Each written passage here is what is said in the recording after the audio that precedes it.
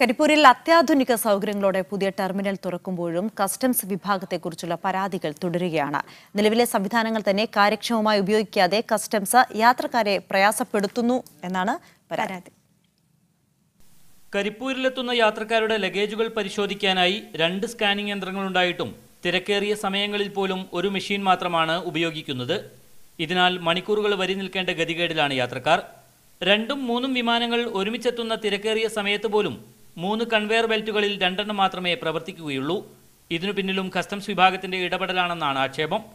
അന്താരാഷ്ട്ര മാനദണ്ഡ പ്രകാരം വിമാനമിറങ്ങിയാൽ പരമാവധി ഒരു മണിക്കൂറിനകം യാത്രക്കാരൻ പുറത്തിറങ്ങണം. കസ്റ്റംസ് ഇടപെടൽ കാരണം കരിപ്പൂരിൽ ലഗേജ് ലഭിക്കാൻ പലപ്പോഴും 2 മണിക്കൂറിലധികം സമയമെടുക്കും. സ്കാനിങ് മെഷീന് അതൊക്കെ 1-2 പ്രവർത്തിക്കാതെ വെക്കുക, ചില കൺവെയർ ബെൽറ്റുകൾ, കാരണം ഇവരെ പ്രവർത്തന സുഗമമാക്കാൻ വേണ്ടി ഇൻ്റർനാഷണൽ പാസഞ്ചേഴ്സിനെ ഒരു ക്യൂ ആയി നിർത്തുന്ന അവസ്ഥ. അപ്പോൾ കോഴിക്കോട് എയർപോർട്ടിൻ്റെ നിലനിൽപ്പിന് ഈ കസ്റ്റംസിൻ്റെ മനോഭാവം, they should change there attitude. അന്താരാഷ്ട്ര ആഗമന ടെർമിനലിലെ ബാത്റൂമുകളുടെ സ്ഥിതി പരിതാപകരമാണ്.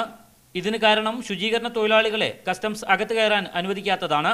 ബാത്റൂമുകൾ വഴി സ്വർണ്ണക്കടത്തിന് ഇടവരുമെന്നാണ് കസ്റ്റംസ് അധികൃതരുടെ പക്ഷം. കരിപ്പൂർ വിമാനത്താവള ഉപദേശക സമിതി യോഗത്തിൽ കാലങ്ങളായി കസ്റ്റംസ് മേധാവിയുടെ സാന്നിധ്യമില്ലെന്നും ആരോപണമുണ്ട്. മുജീബ് റഹ്മാൻ, മീഡിയ 1, മലപ്പുറം.